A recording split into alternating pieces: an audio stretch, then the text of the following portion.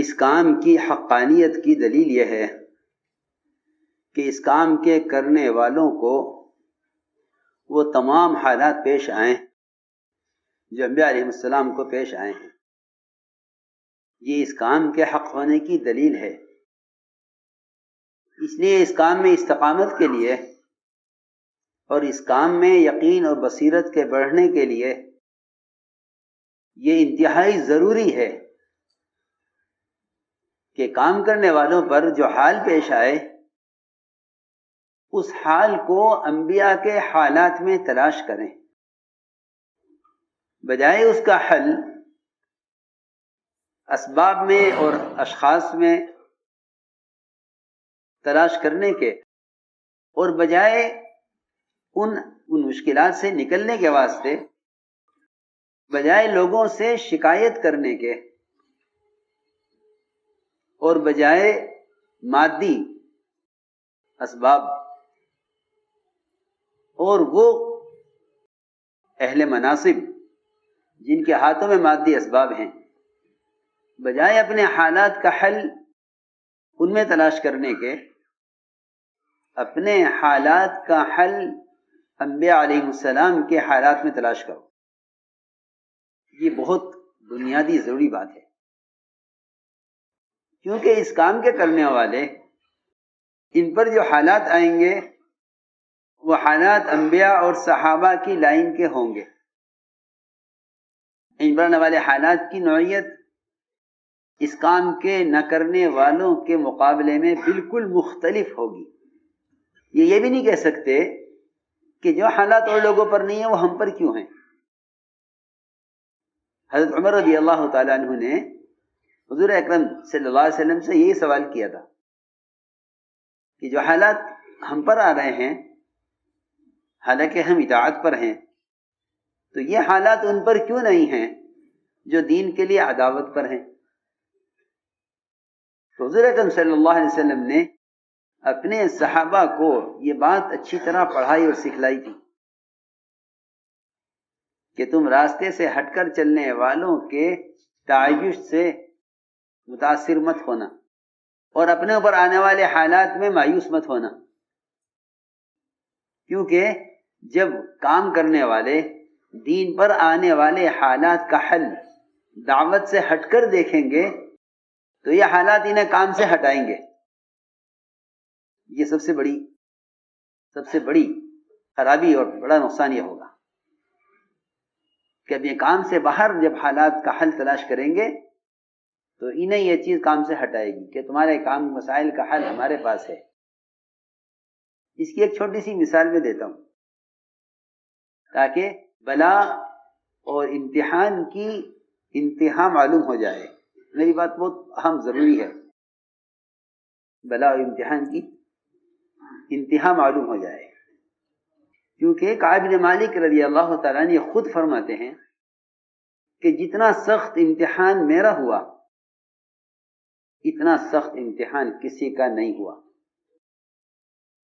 اور جتنا میں نے اپنے امتحان میں اپنے آپ کو سچا کر کے دکھلایا میرے جیسا سچا بھی اور کوئی نہیں ملا.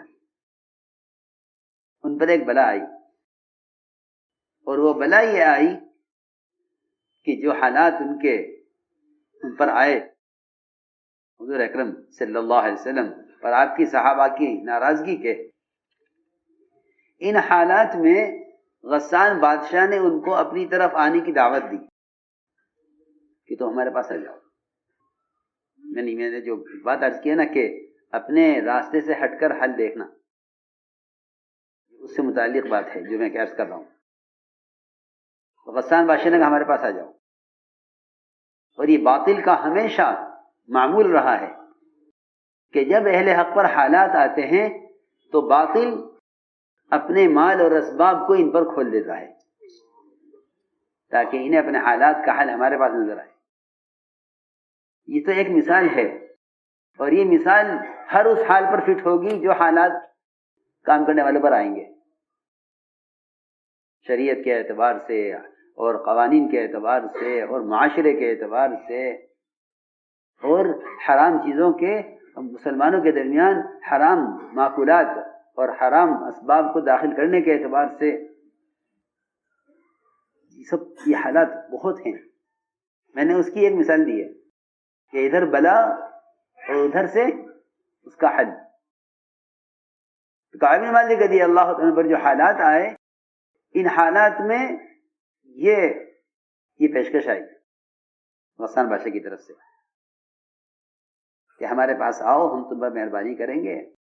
پوری روایت آپ جانتے ہیں. تو کعب بن مالک رضی اللہ تعالیٰ عنہ نے قیامت تک آنے والی امت کو یہ سبق سکھلایا کہ جو حال تمہارے راستے میں آئے تم اس کا حل باہر تلافی مت کرنا، اور اگر باہر سے کوئی حل آئے تو اس کو تم نصرت مت سمجھنا بلکہ مصیبت سمجھنا. تو یہ ہے روایت میں کہ کعب بن مالک رضی اللہ عنہ نے اس خط کو تنور میں جلایا اور یہ کہہ کر جلایا کہ ایک مصیبت تو ختم ہی نہیں ہوئی تھی کہ دوسری مصیبت آ گئی. یہ میں نے ایک بلا کا اور امتحان کا ایک نمونہ عرض کیا ہے. ایسے صحابہ کرام کے بے شمار قصے ہیں جس میں حالات میں، تنگیوں میں، تہمتوں میں، جی ہاں، جسمانی اور قلبی اذیتیں پہنچانے میں غیروں نے کمی نہیں چھوڑی.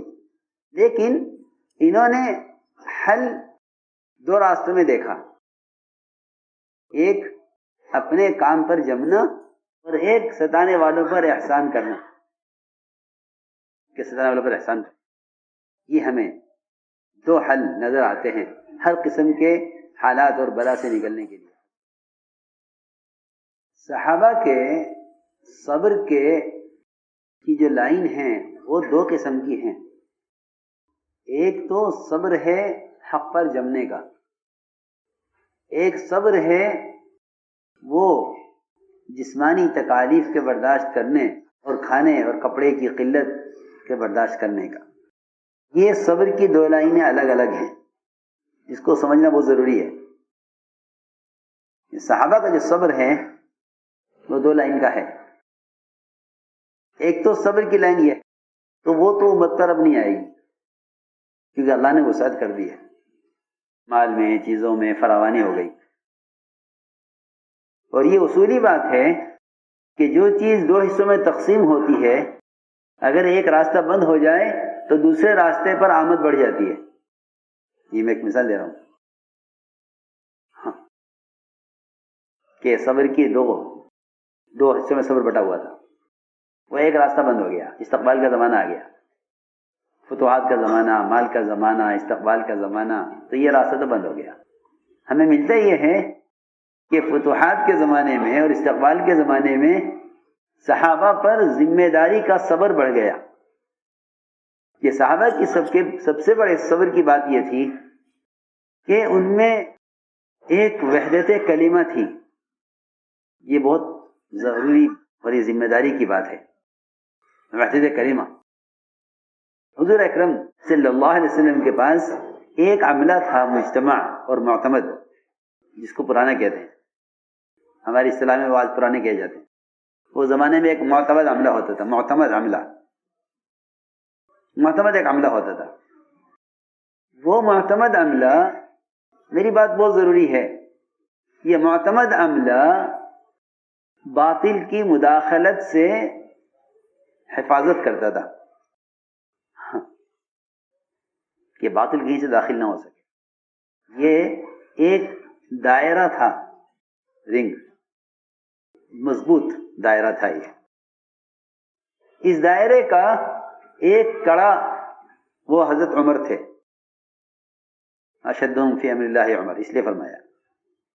اور حضرت عمر کی وفات سے اسلام کے قلعے میں جو دراڑ پڑی ہے، یہ سلما اور یہ دراڑ پھر کبھی بند نہیں ہو سکی. اس سے اسلام نکل رہا، داخل نہیں ہو رہا. میں مثال دے رہا ہوں ساتھ کے ساتھ. تو میں نے عرض کیا کہ ایک پرانوں کا ایک مجموعہ تھا جن کی وحدت کلمہ سب سے اہم چیز تھی، تو کہیں سے باطل داخل نہیں ہو سکتا تھا. صبر کی آزمائش ہے وہ یہ ہے.